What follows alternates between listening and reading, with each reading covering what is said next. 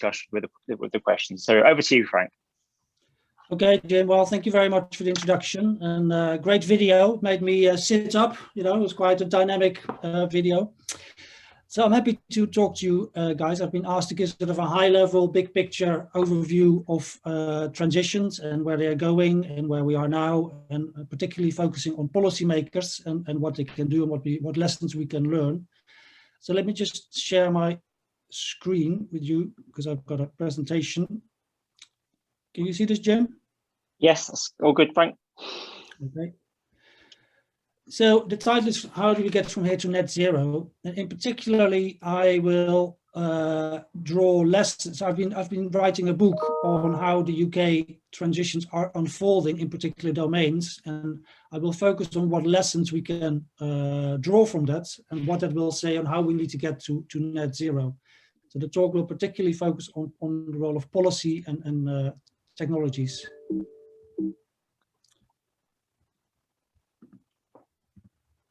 So I've got a brief introduction, then again, a very brief overview of the multi-level perspective, which I'll be using.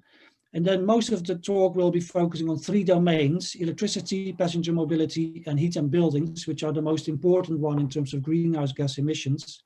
Give you a brief overview of how the emissions are going, what are the underlying innovations, and also what are the policies that have affected these innovations over time. And then I'll draw some conclusions. So there are more than 130 countries that now have net zero targets, but to be fair, none of them really has a realistic implementation plan. So it's become very much a high-level political game where you just state an ambition, you know, in 2050, that's a long time away. I think none of the countries has a realistic plan on how to get there. So my view is we need to not only focus on the targets, where do we want to be in 2050, but we need to much better understand the process of change. I mean, how do we get from here to there? And in order to do that, you need to understand where are we now? Because obviously transitions, low carbon transitions do not start from scratch. We've been actually working on them from the past 20, 30 years. So this graph here shows you the greenhouse gas emissions of different countries from the G20. And actually, you know, I've got some critical comments on the UK, but actually since 1990 to now, the UK is one of the leading countries globally in reducing its greenhouse gas emissions while growing the economy. So the emissions in the UK have reduced by 40%, 39% from 1990 to 2019. So that's why it's interesting to look at the UK and see, how did the UK do that? And what does that mean? What worked and what didn't work? What can we learn for the future? So I'll be drawing, so there is not even progress across the different systems. Most of the progress has been made in the electricity system, which is the blue line in this graph, which is going down particularly quick since 2012. I will also be looking at the mobility system, which is the purple line, more or less in the middle, which has not gone down very much. And then the other one I'll be looking at is buildings and heat. So that's the green line, which gradually went down, but actually in the last 6 years has been going up again. So heat and buildings has been going up.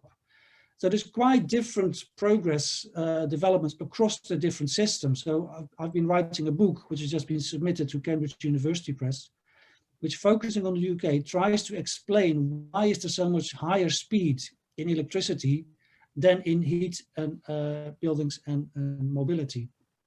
So that's also what I'll be talking about in this talk, about these 3 systems, and try to draw some lessons from their very different experiences. The framework I'm using is the multi-level perspective. I've got a nice picture on the next graph, which suggests that transitions are multidimensional. So they're driven by technologies, economics, social, political, and cultural dimensions. And that transitions are long-term processes, 30, 40, 50-year processes with different phases, with initially emergence and experimentation of new technologies, then stabilization in small market niches, then they diffuse into mainstream markets, and then they overthrow and reconfigure existing systems. I won't talk you through, this is a complicated picture, I won't talk you through the detail of it, but the overall idea is we're interested in the meso level, that's the system level, which is quite stable, as represented with these sort of stable horizontal lines. The radical innovations are emerging at the bottom left corner in small peripheral niches where there's lots of uncertainty in the beginning.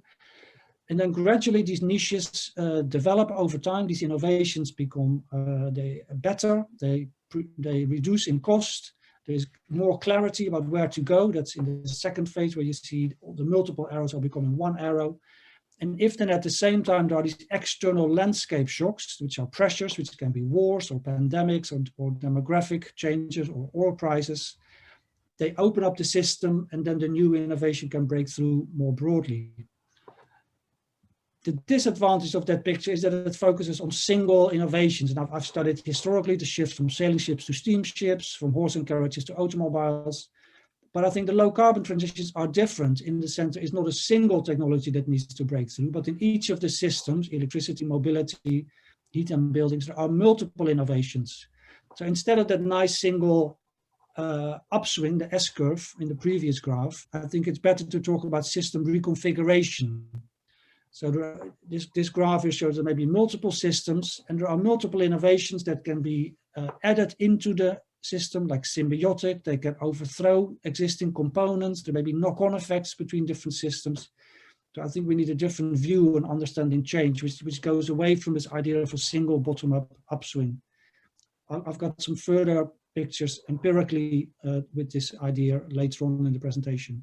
So without further ado, let me focus on the main focus of this presentation, which is the three systems.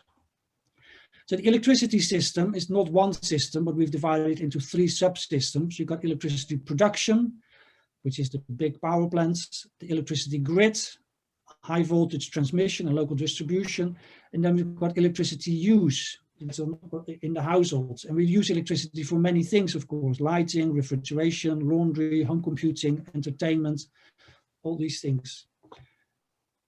And my point is, if you want to understand low carbon transitions, you need to look at all three parts of the system. And most attention is often on the production side, but I think we need to look throughout the whole system.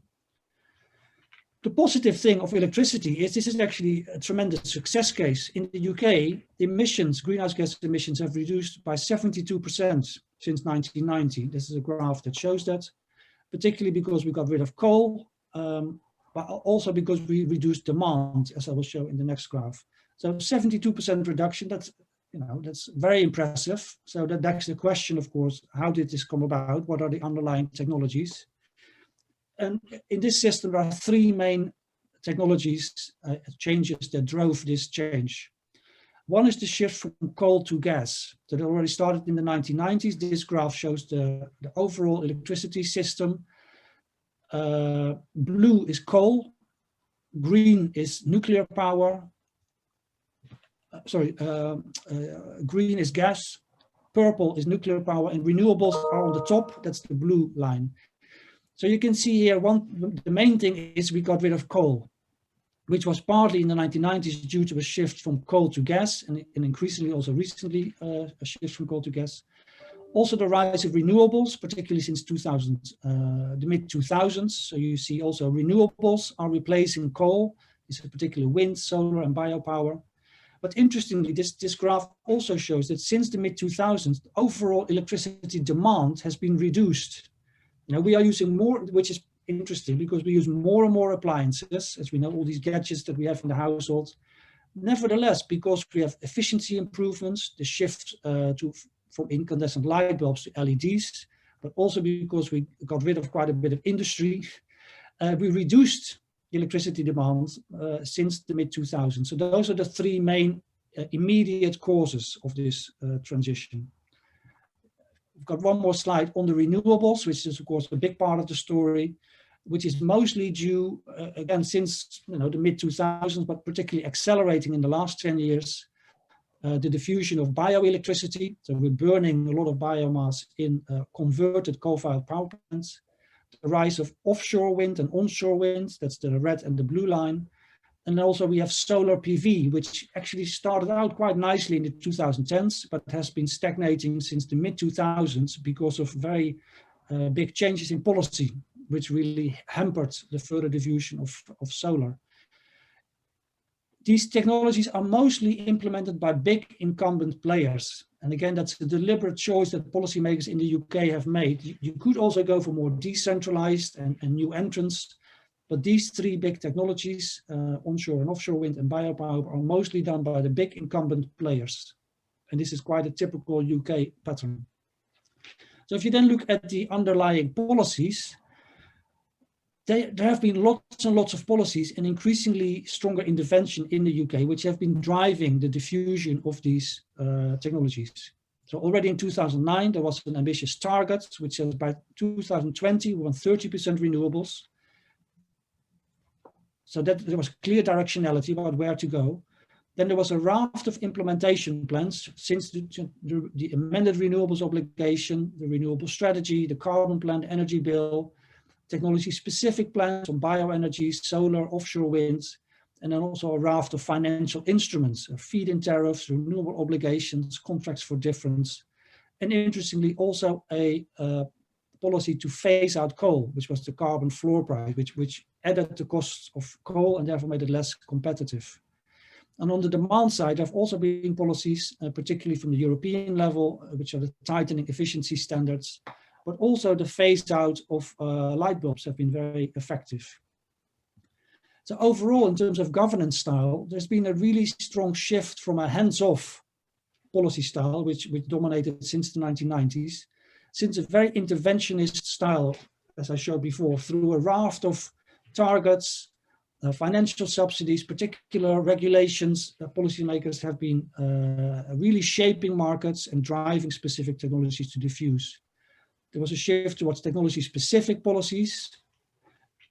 But as I said earlier, there's also a particular pattern, which is the working with incumbents. It is very different from Germany, which is much more about unleashing new entrants.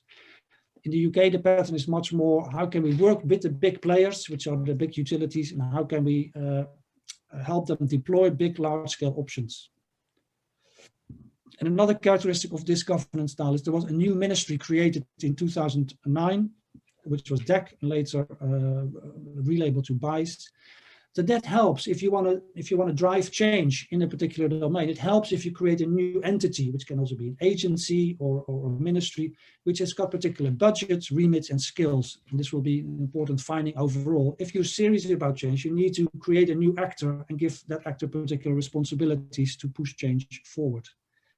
So those are some of the findings from the electricity system.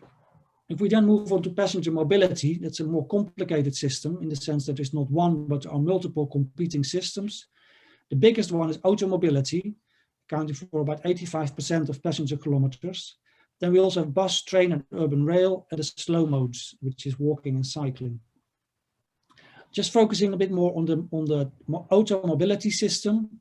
We got the production system up front, automobile manufacturing, capital intensive, centralized with a whole supply chain of all kinds of components.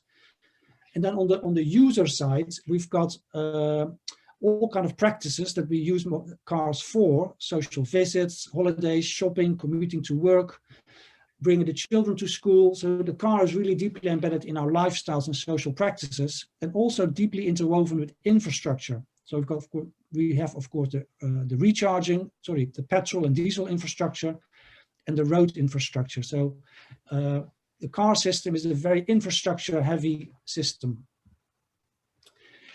Interestingly, another characteristic is also the tremendous growth in this system since the Second World War. There's been an absolute mobility explosion when people were able to buy cars, shifted from trains and buses and cycling increasingly to cars. That's the blue graph here on the bottom. You see a stabilization after the financial crisis, 2007-8, and the recession. But in the last 5-6 years, we have again a further growth of automobility in particular.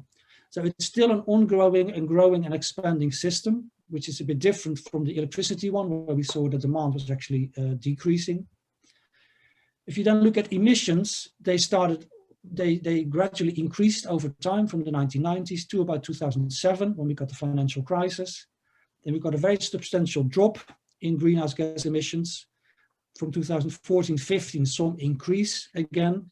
But by that time, we see the electric vehicles are starting to diffuse, and emissions therefore also beginning to go down slowly, but at least something is finally beginning to happen. So the emissions in the passenger cars have decreased by 12% since 2007, while overall mobility has increased by 10%. So we're not there, we're not at all getting close to net zero, but it is going in the right direction, especially considering that mobility has actually increased. So let's look a bit more at the underlying causes for the emission reduction. And there's quite a few. This is a more complicated system than the electricity one. So one driver has been incremental changes in internal combustion engines. So the fuel efficiency of new cars has improved by 25% since 2007 and 2016, which is quite substantial. So incremental change can actually be important. There's also been a shift from petrol to diesel cars, and diesel cars are more efficient. So that's good for greenhouse gas emissions. Unfortunately, it's also been bad for particulates. So they are more polluting, diesel cars. Another driver has been the doubling of rail travel from 1995 to 2019, and a small modal shift, particularly with people traveling in and out of London, which is also due to the congestion charge. Biofuels have really begun to diffuse since 2007. So biofuels are increasingly blended with petrol and diesel. They're now 4.3%. And of course, the big story has been electric vehicles. Initially very small, this goes back to the 1990s, 0.3% of the passenger fleet in 2007. But by 2020, they already accounted for 3.3% of the overall fleet, which is the fleet is all the cars, and that's slow to replace. If you look at car sales, the growth is much more impressive. So in 2020, more than 20% of all new car sales were electric cars. And this graph below shows they're still mostly hybrid cars, but increasingly also battery electric cars and plug-in hybrids. So that's one of the big stories that is now really beginning to happen. This transition has been long in the making, but is now really accelerating, not just in the UK, but globally. And the last contributor is something we may all be familiar with, is teleworking. So again, this has been very long in the making. The graph here on the left-hand side, the blue one is working at home. That's what we academics do. The orange one is working from home. That's a different category. That's farmers or construction workers who don't work in the office, but they also don't work at home. So what is important to reduce mobility is the number of people working at home, which means we don't have to commute to the office. And this has been gradually increasing, as you can see in this graph from about the 2000s. And of course, since the pandemic, you see a major jump in 2020, but not as big as you might expect. It's not the case that we all work from home. Also, so it's only 8.5% is now the overall percentage of the population that works a few days per week at home. This is also, the graph below shows, quite unequally distributed across professions. So the wide scale, high level, highly skilled people, they can work from home. That's the managers, professional occupations. But if you're a process plant manager or a care worker, you can't work from home. So that's one reason.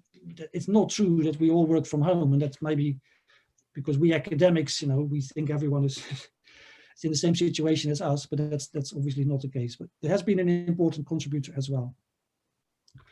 So what are the policies that have been driving this?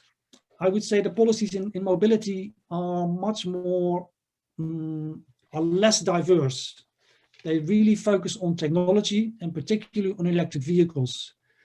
So the support for electric vehicles has been very strong and increasingly strong in the 2010s with subsidies for research and development, for purchase subsidies. So if you want to buy a car, you get a subsidy from the government, although the amount has been reduced over time. The government's also been investing in public in recharging infrastructure. And nowadays, increasingly, they provide support for electric vehicle and battery plants in the UK. So Nissan and Stellantis, for example. But also, they've been increasingly using regulations. So the European level, we got CO2 emission standards, and with stiff penalties since 2019 at the fleet level. And a very strong policy, obviously, is now the phase out of diesel and petrol cars by 2030, which will inevitably create a huge mass market for electric vehicles. So very strong policy on electric vehicles, reasonably strong policy on biofuels. But all the other domains, far less policy. So yeah, there's a lot of money going through rail investments, the HS2, but it's not transformative. And there's very little support for buses, car sharing, cycling, teleworking. There's a whole range of other innovations that exist, but they get a lot less support from policymakers. So it's quite lopsided in the transport domain. The governance side is still very hands-off and neoliberal, just providing some incentives and leaving it to the market, which is quite different from the electricity domain. There is very limited explicit behavior change policy. So the modal shift, there's a little bit of modal shift, but this is hardly stimulated by policymakers. They are very interventionist with electric vehicles, as I showed before, but that's partly because this is now seen as part of industrial policy. And there's a global innovation race, and the UK does not want to be left behind in the race for electric vehicles. Therefore, in that domain only, they also created a new agency, the Office for Low Emission Vehicles, which since 2009 has been driving and coordinating change with electric vehicles. So the last domain I want to talk about, which is the worst domain in terms of policies and performance, is heat and buildings domain.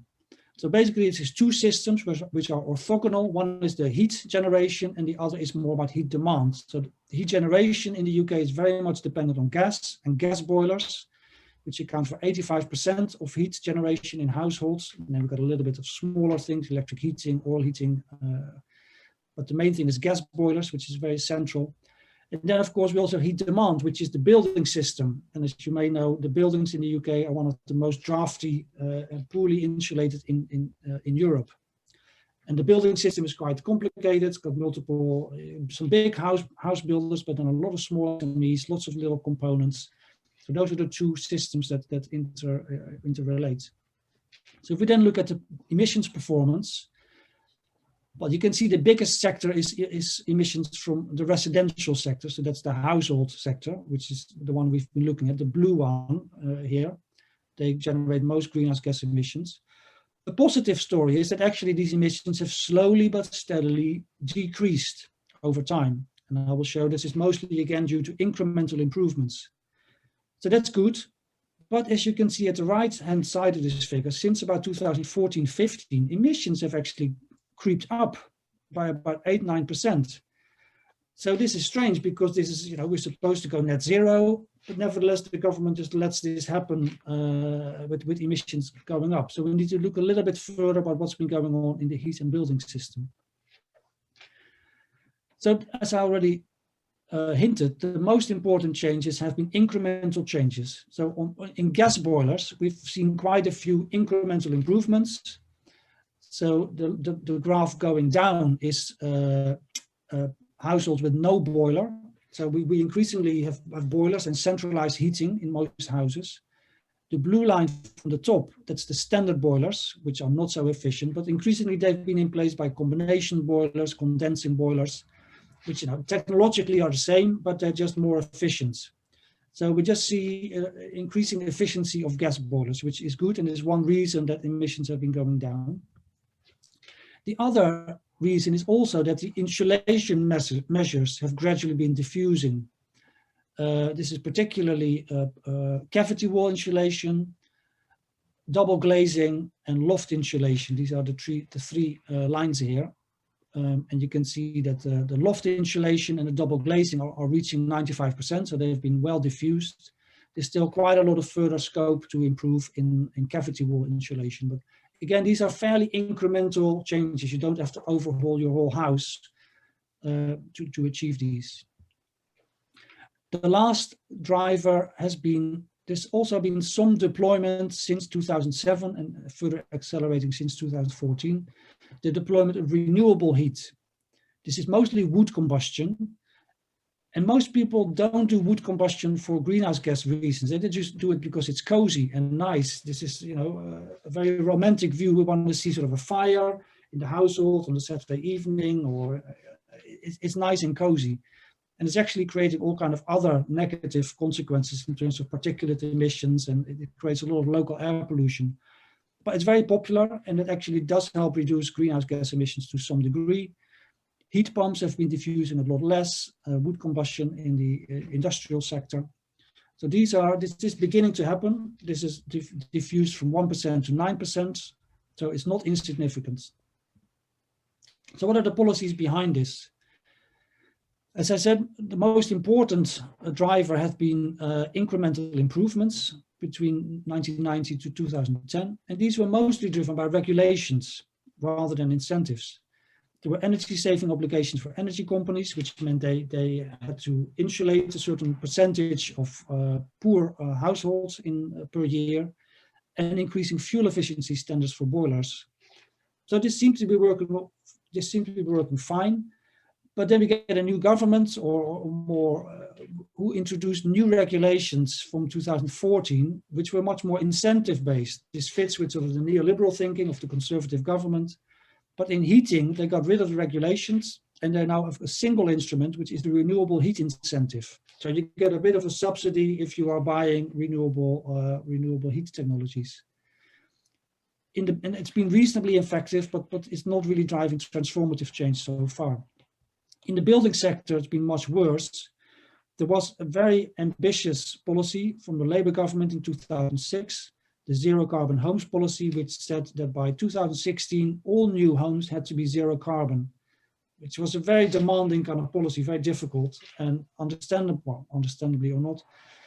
Volume house builders have been lobbying against this since the early 2010s, which led to some initial watering down of definitions. And then by 2015, they succeeded in completely scrapping this whole policy. Additionally, the government introduced the Green Deal policy, which was meant to be its flagship policy to drive domestic retrofits, and it gave subsidies to consumers. But it was an absolute disaster. It led to a 90% drop in installations in domestic retrofits. After these two failures, there's been almost nothing to replace it. So in the building sector, there's almost no effective policies driving change. It's a complete vacuum. So the overall governance style in the heat and buildings domain is, again, quite hands-off and neoliberal. It used to be regulations, but since the conservative government is much more about incentives rather than regulations, and it doesn't work very effectively. Contrary to the other two domains, there are no dedicated agencies or departments to drive change. I do think that's an important way to drive change, but they don't exist in the heat and buildings domain. They listen very closely to the incumbents, particularly the gas industry and the house builders. So if they don't want particular policies, the government is often obliging them. The coherence of policies have been watered down and decreased over time. Policies have been removed and scrapped and watered down. And also the visions of how to move forward has changed over time. Because initially those visions focused on heat pumps, then it became heat pumps and district heating. But now there's also visions about greening the grid with hydrogen or biomethane, which is basically an attempt to try to keep the gas grid alive, because that's a lot of investment, and the gas actors have woken up that they may lose those assets. So overall, I think the heat and buildings domain is characterized by over-promising and under-delivering, and this is a common characteristic of the current administration as well. So conclusions from these three systems. I think one reason we see much more change in the electricity domain than in the other two is that there's been many more radical innovations that have emerged and diffused, as this picture. This is the MLP picture. So we got solar and wind and the biopower, they've diffused. We got lamps, the complex fluorescent lighting, and LEDs diffusing. There are lots of niche innovations that have actually diffused quite far, and additionally there's also been incremental change. In the mobility system, we see there are lots of niche innovations, so home working, ride-hailing, car sharing, self-driving cars, smart cards and mobility services. There's lots of innovations at the niche level, but only a few of them have actually diffused substantially, which is mostly now electric vehicles and biofuels. So it's the transition is not let's transform the whole system. It's basically let's keep the system the same, but only change the cars. So it's a green car focus. So let's shift, we keep the car-centric focus, but we just make sure there are electric or biofuels. And the more radical innovations, which would be more transformative, car sharing or intermodal transport, they remain very small. One additional interesting thing for transport is, of course, COVID. The COVID shock has been most effective, or has brought about most change in the mobility system, because by the lockdowns we were all forced to stay at home, so we couldn't drive our cars in particular. So this graph nicely shows that in the first and the second quarter of 2020, you see a huge drop in the bottom right corner, a huge drop in emissions from transport. However, this has proved to be a rather temporary shock rather than a structural change, and you can see the emissions going up already since then. So this graph in particular shows that. So the top line is the use of cars. So we get the first lockdown and a huge drop in mobility, but then pretty quickly, within a few months, transport by cars is back to 100%. Then we got another lockdown and it goes back to 100%. So the shock of COVID has been quite temporary and not much transformative change in the mobility sector. If anything, the effect is unfortunately the opposite, that maybe it is actually reducing public transport, which of course from a climate change perspective is not what we want. But bus and rail transport have only recovered to 50 to 60% of their pre-pandemic levels. So that's quite concerning. So we then go to heat. There are quite a lot of radical innovations, passive house and whole house retrofits, biomass, heat pumps, but only a few of them have diffused. So again, it's a story where there's lots of opportunity, but the lack of policy is one of the main reasons that change has been not very transformative so far. So this is the last slide. Drawing lessons from this, I'm not saying that policy is the only driver of change. There are more drivers, and we can talk about that later. But the importance of policy and policy mix is very clear from this story. And we can see there's been very strong policy and policy mix in electricity and electric vehicles, which has been transformative, which is financial support and R&D, consumer adoption, infrastructure investments, as well as regulations. Also directionality through clear targets and visions and implementation plans, as well as a shift from a hands-off policy style to much more interventionist governance, where you actually create markets and you have dedicated agencies that drive change. But in all the other domains, buses and trains and cycling and heat and buildings, we see very non-transformative governments, if not very weak governance and weakened governments. So this does give you a clear sense of what is needed to go forward, and how the UK has been doing quite well in some domains, particularly electricity and electric vehicles, but not so well in the others. I'll leave it at that and look forward to your questions. Thank you. Thank you, Frank. I think I'm sure everyone will agree with me. That was a really enlightening overview of where we are in terms of all these different sectors. I was certainly struck by the success we've had with electricity, the middling success, I'd say, with mobility, and our poor record with heat. And it really does bring into focus, actually, the very, very wide range of things you can be doing at the same time to tackle this issue. I mean, Frank, what was struck me there was, I mean, there's a whole raft of particular policies that could be introduced, particularly in heat and mobility. It's a tough question to ask you, but what do you think is what would be on your wish list? What would be the sort of the ones that we need to look at first and foremost? Or is it a case where actually we really need to look at all these things at the same time and actually have dedicated sort of agencies, as you say, looking at different policies across the board, which can actually help really, particularly in terms of heat and mobility, really sort of make the changes required? Because as you say there, in the heat section at the moment, we have no dedicated agencies, which some people might find extraordinary. Yeah, so I think particularly in those domains, we need stronger visions and directionality. So this is also important. There were clear targets in the electricity domain which had to be achieved. So 30% renewables by 2020. That then gives you a direction of where to go. This is absent in the heating domain. We also indeed need to create those agencies, someone to drive change. I think that is important, with also responsibilities to explain if they don't achieve it. But then mostly, I would say particularly important are now deployment policies. Because actually once you start deploying, where things begin to diffuse, because once you start to diffuse, you create early market niches, so through purchase subsidies, investment grants, capital grants, then you set in train self-reinforcing feedbacks. So once you deploy things, the costs will go down because you get scale economies, the market grows, companies get more confidence, that they start investing more. If the technology diffuses, it becomes more visible, you get more positive discourses, more positive debates. That then drives policymakers to further advance stronger policies. So it's not just a single decision, but you need to set in train processes that you can then gradually reinforce. So it's a whole literature on policy sequencing. But I really, in the climate change in particular, there's still the idea, let's do a carbon price, or let's do research and development, which is very much upstream. And my point is, no, let's start to create that where things are really beginning to happen. Let's create these early market niches and deployment, and that sets in train all these processes, which then are self-reinforcing, and they will then drive further change. But that really requires a better understanding of innovation and diffusion, and I think that's really still lacking in many ministries because they're so reliant on computer models driven by simple economic assumptions. And so my mission has been to try to educate these ministries about how innovation and transitions actually happen.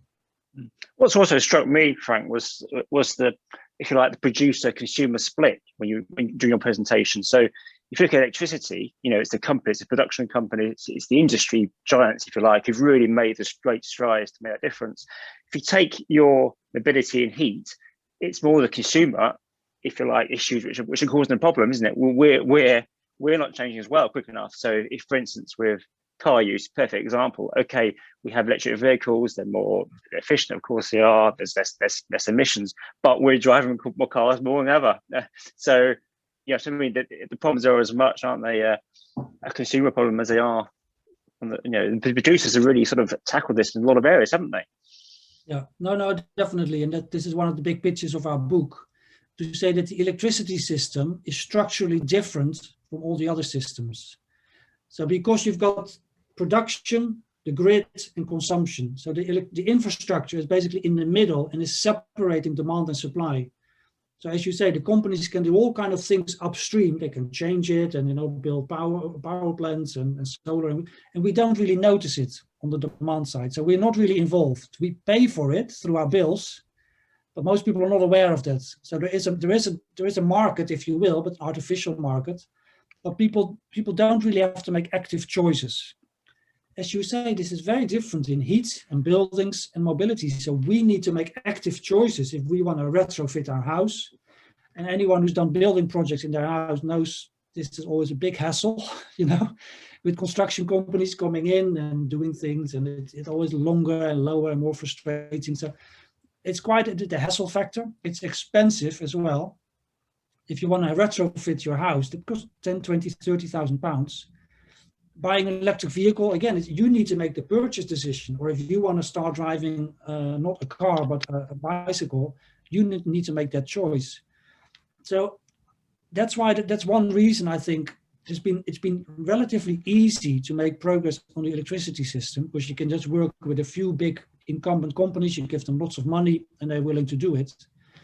The government is now waking up that the challenge on the heat and the buildings and the mobility is quite different, that they really need to engage more with consumers and not only give some subsidies, because that's then going only to the rich people. It creates sort of unfairness, because those are the ones that are buying the electric vehicles. The whole idea of social justice, how to engage consumers, how to engage society, this is a very different kind of challenge, and policymakers are not very good at that. They are waking up that this is actually a different kind of challenge. They talk about just transitions and all these issues, but I do think to move ahead, we need to have the policies and the companies, but it's also much more how do you positively engage consumers and the public debates. We've got some great questions coming in, which I'll go to in a second. I just had one final thing there on that point, Frank, was on mobility. You talked about how important, you know, electricity demand's falling down, electricity, but also with mobility, the demand has stayed high. So going back to car use, and you mentioned the example of London and the congestion charge, didn't you, and how the impact that had. And you could argue that if you know, this is very controversial, but if you stop people from driving into Manchester city centre, that will inevitably have an effect, won't it, an impact. And it's that kind of, if you like, mentality. Is that what needs to change? Yeah, but let's not forget this was in London. So I agree, the congestion charge has been important and transformative.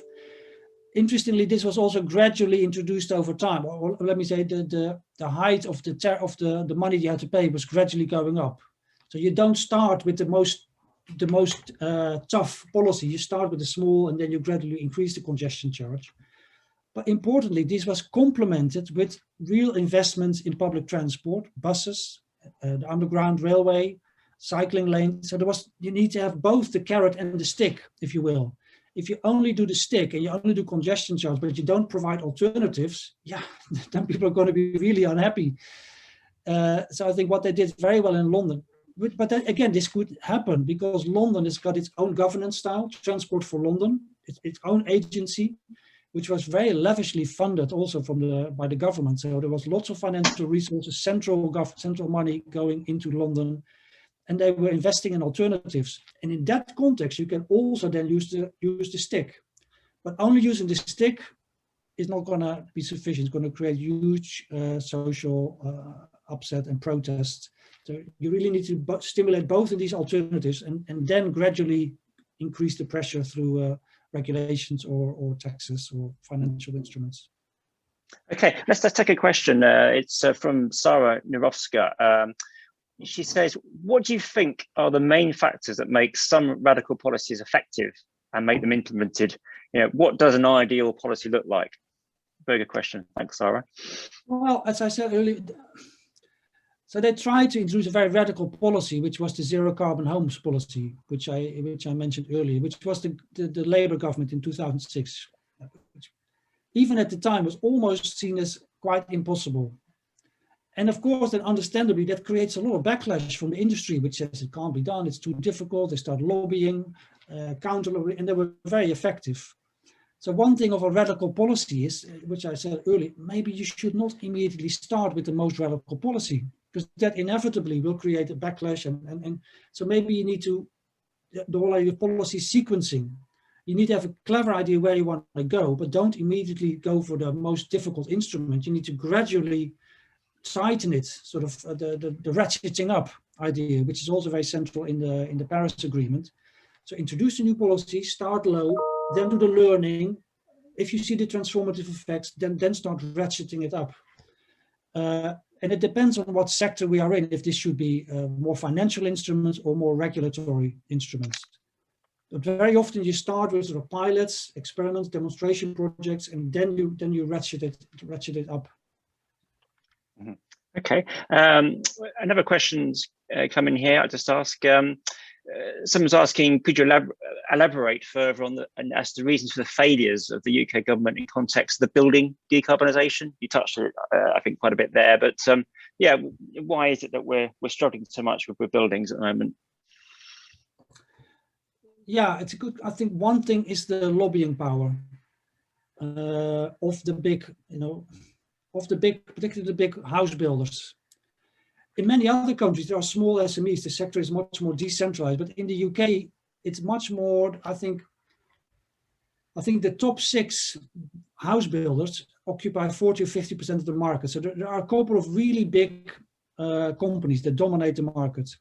They have increasingly become financial conglomerates. They make more money from land speculation. So basically, by not building.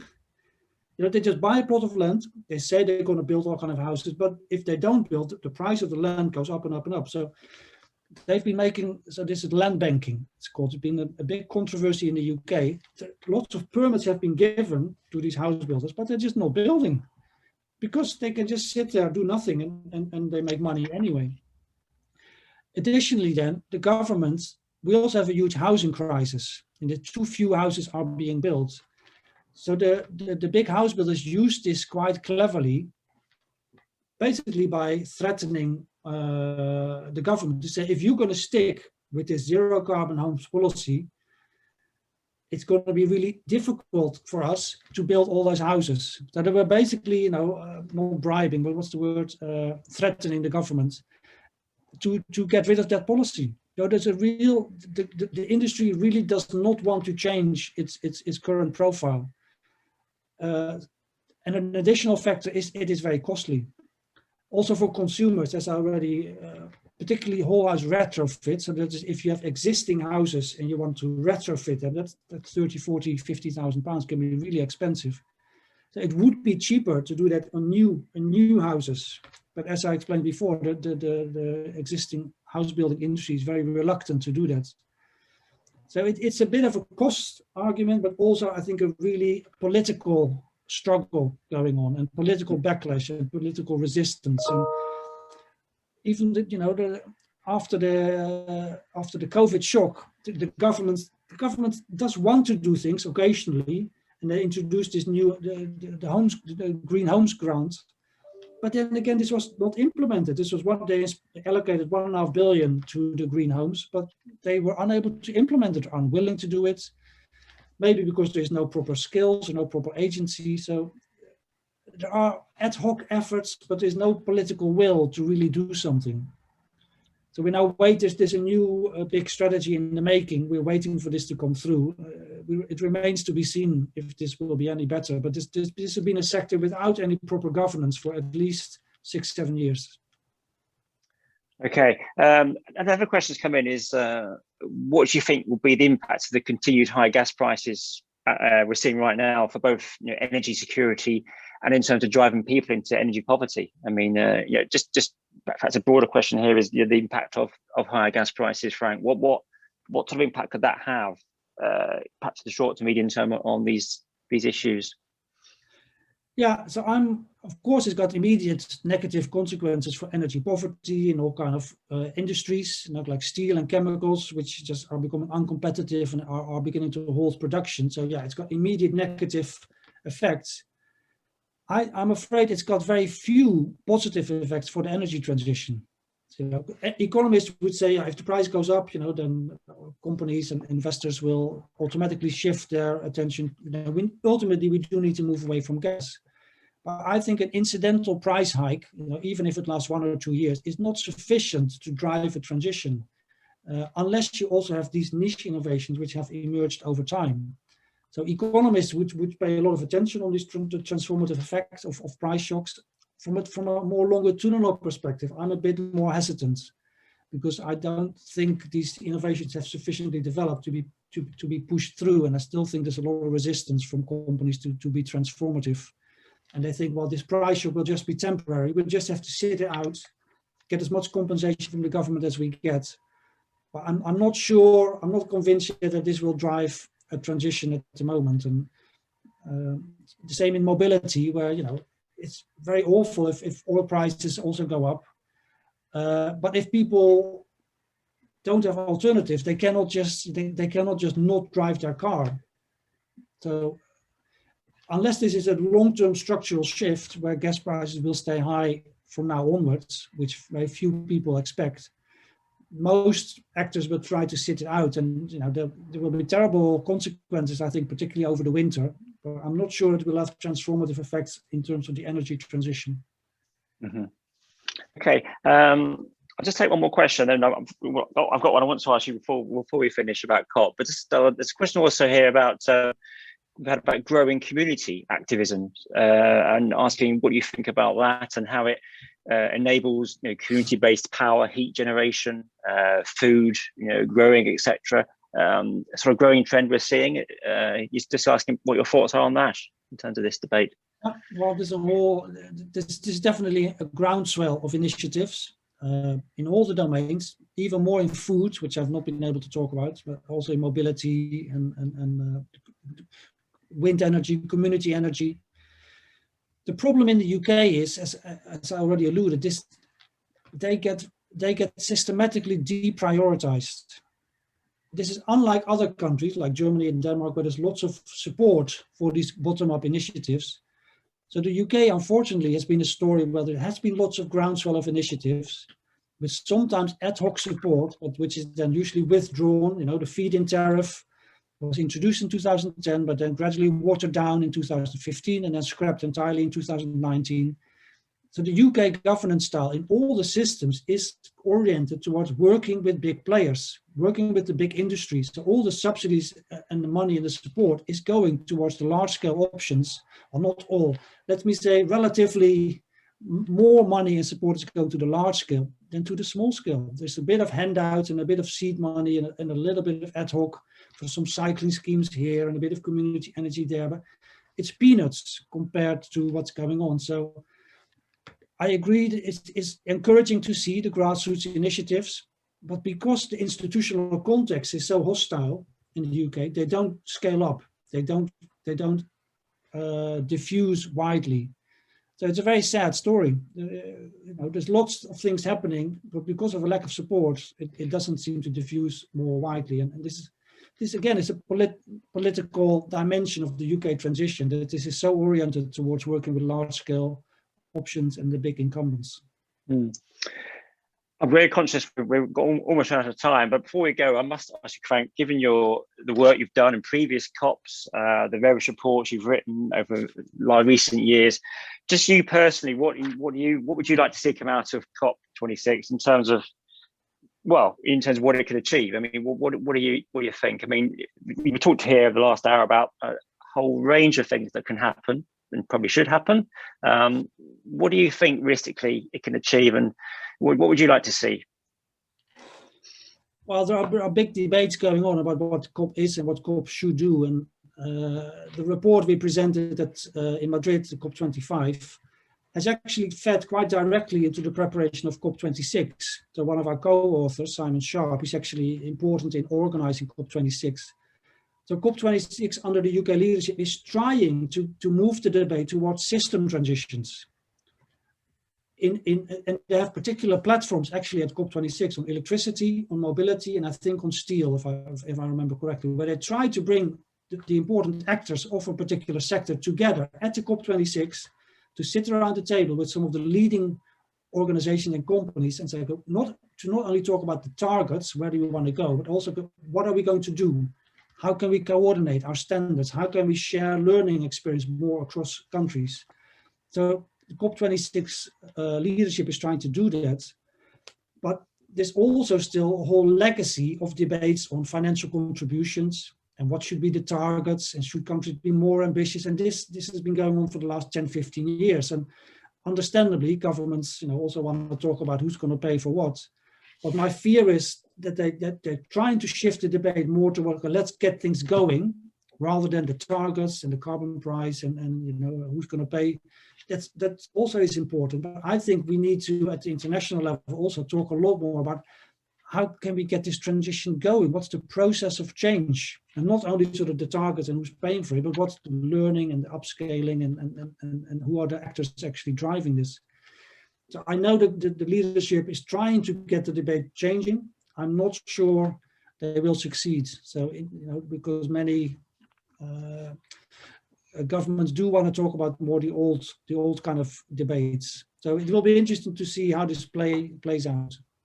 Indeed. There's so much we could talk about, Frank. We could probably have another hour at least just debating these issues, but unfortunately time is against us. We've had our hour. I just want to personally thank Frank for his time today. I'm sure we all found it a really enlightening and really interesting presentation and discussion. So thank you, Frank, from himself, and thank you to everyone who joined in and listened today, and for your questions. Apologies I didn't get around to asking some of the questions. We had a lot that came in, but we'll certainly put them Frank's way, and he can, I'm sure, engage with you one-on-one offline to discuss further. So thanks everyone for coming today, and thank you, Frank, as well. Thank you. Thank you, Jim. Thank you, everyone.